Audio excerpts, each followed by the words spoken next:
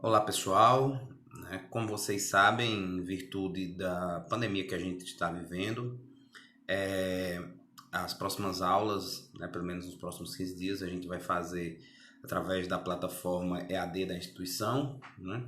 E isso é uma estratégia para, de certa forma, minimizar os prejuízos acadêmicos em virtude dessa paralisação obrigatória, né?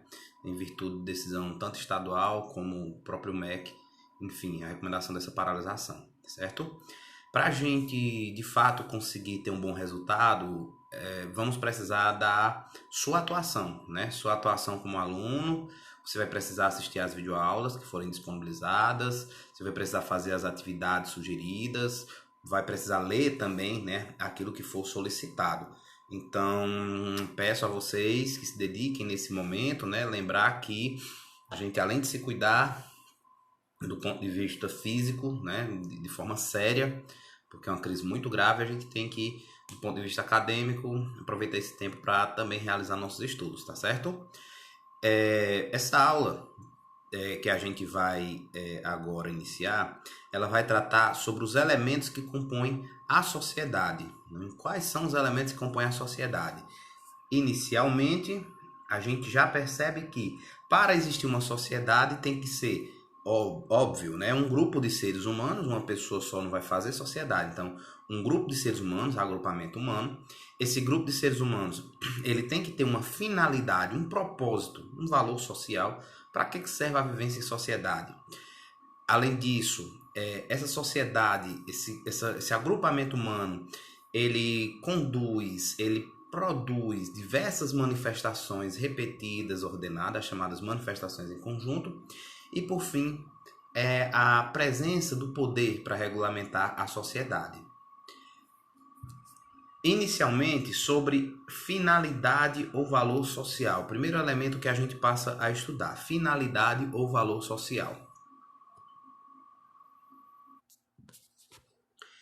Bem, gente, sobre a finalidade ou valor social, ou seja, há uma finalidade, há um propósito da vida em sociedade. Existem dois grupos teóricos que falam sobre o tema: a corrente determinista e a corrente finalista.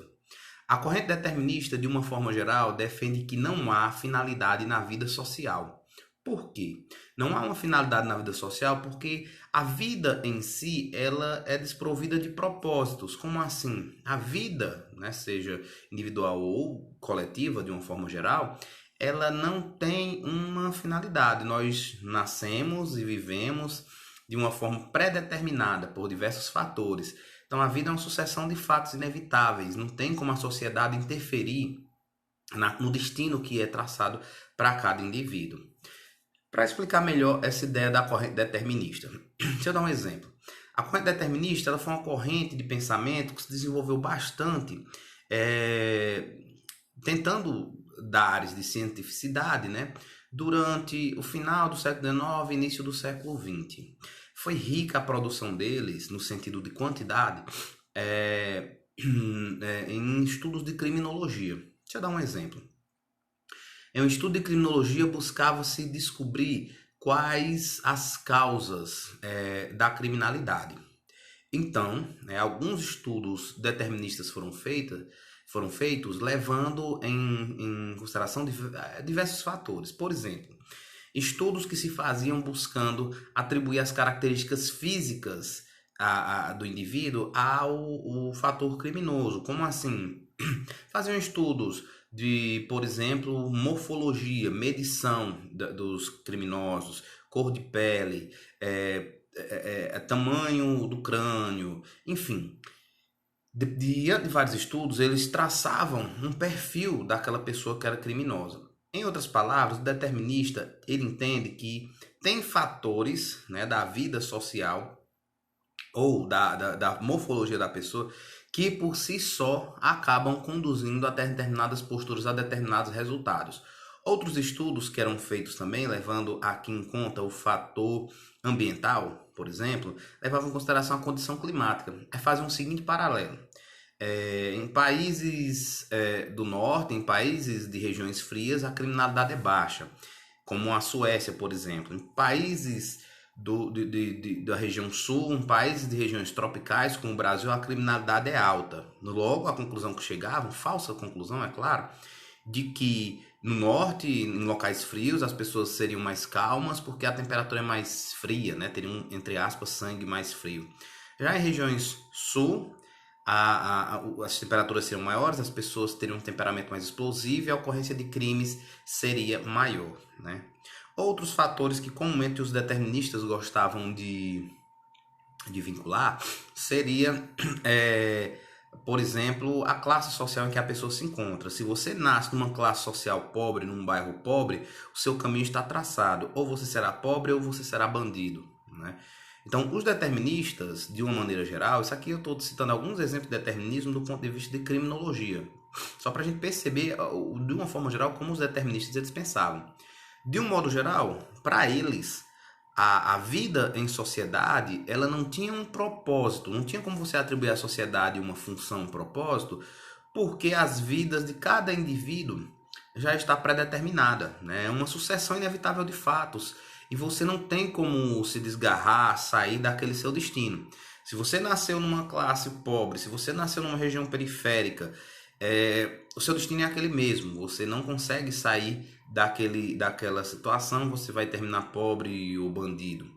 E a sociedade, em um contexto geral, não tinha como mudar isso, não tinha a sociedade nenhuma função, diríamos assim, para causar um melhoramento. Essa era a visão social dos deterministas, por isso que eles defendiam que a vida em sociedade, ela independe, né? Nela inexiste a figura de uma finalidade. Vida é desprovida, social, desprovida de uma finalidade. Já a maioria dos estudiosos entendem sim que a vida em sociedade ela tem uma finalidade sim, né? A corrente finalista. Para os finalistas existe sim finalidade na vida social. Porém, qual seria essa finalidade, né?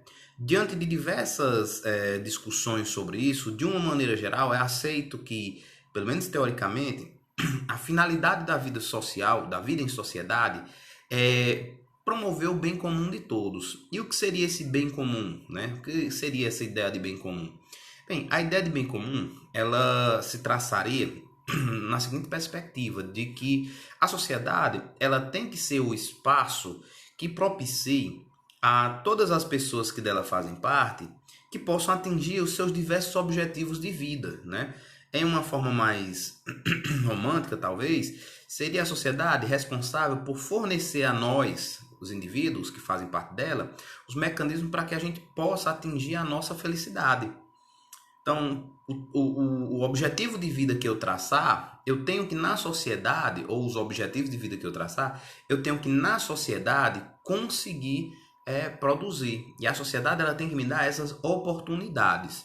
Não é que a sociedade vai conseguir fazer com que todo mundo, né, seja, entre aspas, bem sucedido nos diversos ramos da vida, né? Não só no aspecto econômico, mas no aspecto de relacionamento, enfim, né, no aspecto até, diríamos, espiritual. Mas a sociedade ela tem a responsabilidade de dar as ferramentas ou criar as oportunidades para que a gente possa atingir com essas finalidades, né? Atingir esses nossos objetivos. Então, essa seria a ideia de um bem comum. Então, a vida social ela tem sim uma finalidade, e a finalidade é promover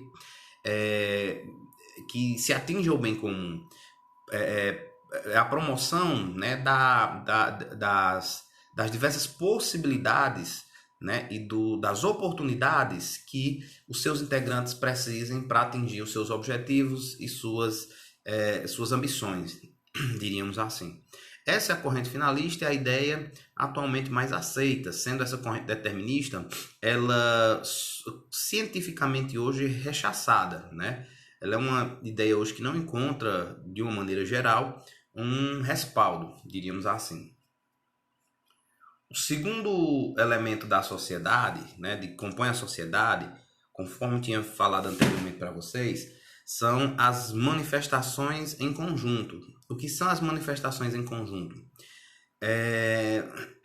Assim, no dia a dia da vida social, todas as pessoas elas têm diversas funções, né? Desde um adulto que trabalha, enfim, a uma criança, né, que vive em casa, na dependência dos pais. Todas as pessoas têm diversas funções. Vamos citar exemplo da gente mesmo, nós, né?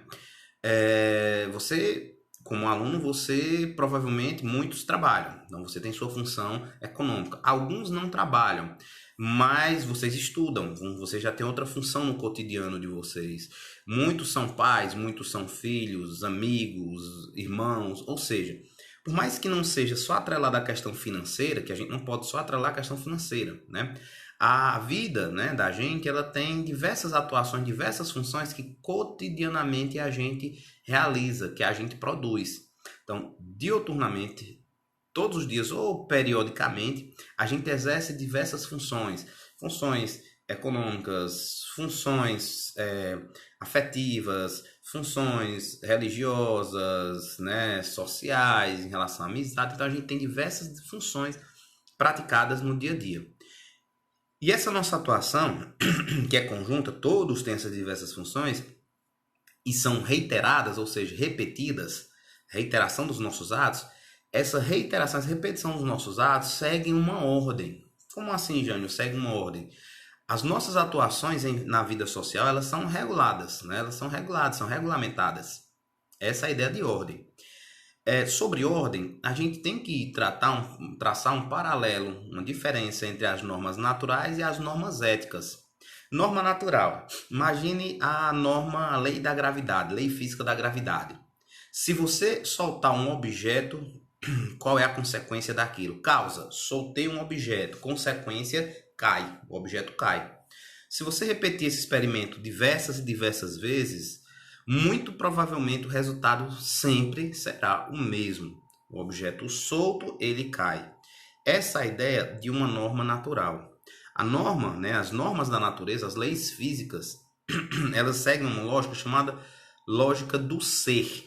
O que é a lógica do ser? Se você tem uma causa, soltar o objeto, tem a consequência, o objeto caiu. Sempre. Já as normas éticas, que são as normas que regulamentam a sociedade e que são alvo do nosso estudo, elas não seguem a lógica do ser, elas seguem a lógica do dever ser. Por exemplo, todo mundo sabe, né, sem ler o artigo 121 do Código Penal, sem ler a lei, todo mundo sabe que matar é crime. Todo mundo sabe que matar alguém é proibido. O fato de um indivíduo matar uma pessoa vai trazer como consequência sua prisão? Resposta: depende. E depende de uma série de fatores. Por exemplo, e se essa pessoa agiu em legítima defesa? Não vai ser presa. E se de repente esse homicídio ele não foi descoberto? Não vai ser presa. E se essa pessoa, mesmo processada, condenada, ela consegue fugir, né? E ela nunca é localizada pela polícia, ela nunca vai ser punida por aquilo. Então, as normas éticas, elas seguem essa lógica do dever ser. Se você matar a causa, consequência, você deve ser preso. Essa é a ideia de causa e consequência, a lógica do dever ser de uma norma ética, né? As normas éticas são basicamente as normas morais e as normas de direito, e as normas, né, normas de direito ou normas jurídicas. As normas morais, elas seguem uma regra, uma lógica chamada do caráter imperativo. Já as normas jurídicas seguem um caráter imperativo atributivo. Vamos entender o que é que isso quer dizer. Por exemplo, se você desrespeita os seus pais, você viola uma regra moral. Qual é a consequência para quem desrespeita os pais? A consequência vai ser, de certa forma, uma reprimenda social. A partir daquele momento em que você desrespeita os seus pais, e isso chega ao conhecimento da sociedade, a sociedade pode vir a te tratar de forma diferenciada. Poxa, se essa pessoa nem respeita os pais, como é que ela vai respeitar outras pessoas? Como é que ela vai cumprir um contrato? Essa pessoa não é de confiança.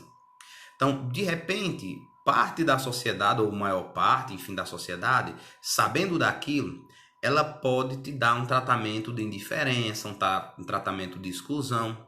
Mas, de qualquer forma, a punição, entre aspas, que você recebe, não é uma punição aos seus direitos. Você não vai ter o seu direito de liberdade restrito por isso. Você não vai ter o seu patrimônio perdido por causa disso. Não. Você será mal visto pela sociedade. Essa é a ideia da punição que é ensejada pela violação de uma norma moral. Já quando a norma é jurídica e ela é descumprida, a punição ela é mais severa, via de regra ela é mais severa. Por exemplo, matar alguém. Você matou alguém, você violou a norma jurídica. Qual será a punição? Né? Dentro da lógica, claro, do dever ser, a punição ela deve ser a restrição de sua liberdade. Pronto, a partir daquele instante, o seu direito à liberdade vai ser violado pelo Estado. É o Estado violando o teu direito de liberdade, claro, violando por um motivo justo, né? Porque você descumpriu a regra que o Estado estatuiu. Então, se você viola uma norma jurídica, a punição vai recair sobre os seus direitos. Não é uma mera julgamento, né, social que vai ser feito no sentido de não é uma mera ressalva que a população, que a sociedade vai ter de você. Não, não é isso. Não é só isso, né? Pode até ter também, mas o que vai acontecer é que você vai ter o direito seu punido. Outro exemplo, você estacionou seu carro em local proibido. Você está violando uma norma de trânsito. O que é que o Estado vai fazer? Vai lá e te pune com uma multa. Então, seu patrimônio ele acabou sendo prejudicado porque você descumpriu a regra. Isso é o caráter atributivo que a norma jurídica tem. O que é o caráter atributivo? A norma jurídica, além de dar o comando como uma norma moral, um comando, uma ordem de não fazer algo, ela produz uma consequência, atribui uma consequência aos seus direitos. Então, isso seria o caráter atributivo da norma jurídica. Por fim, ainda se fala que na vida em sociedade, as manifestações dos indivíduos devem ser manifestações adequadas ao bem comum, né? Você deve sempre se comportar de acordo com o bem comum, de acordo a pensar, né, se aquele seu comportamento ele beneficia ou ele prejudica a maioria, se ele prejudica a coletividade. Claro que quando você viola uma norma moral ou uma norma de direito, claro que aquilo por si só geralmente já vai ser inadequado à coletividade. Isso é uma lógica. Mas vamos pensar num exemplo que não se encaixa nem na moral e nem no direito, mas se mostra um comportamento inadequado. Por exemplo, hoje não dá para fazer isso porque nós estamos à distância. Mas imagine, né, numa aula que é conduzida diante da sala, né, dentro da sala, onde todos estão presentes. Imagine aquele colega que sempre tem um comportamento que prejudica a maioria. Ele está em sala, mas ele sempre está conversando. Ou de repente, diversas vezes ele interrompe a aula para atender um telefonema e falando de forma alta dentro da sala, atendendo a ligação. Esse comportamento ele pode até não ser imoral, ele pode até não ser antijurídico, mas ele é um comportamento que, de certa forma, causa um incômodo àquele grupo. Aquele comportamento ele é inadequado ao bem comum, né? Então, sempre que se atua em sociedade, você tem que atuar em sociedade buscando se adequar ao bem comum, buscando fazer com que a vida em sociedade ela seja confortável e ela seja da melhor forma harmônica. Essa é a ideia. O nosso vídeo vai ficar por aqui, que ele já está se estendendo um pouquinho mais. A gente vai dar uma pausa e depois, num segundo vídeo a gente retorna para falar sobre poder social, ok?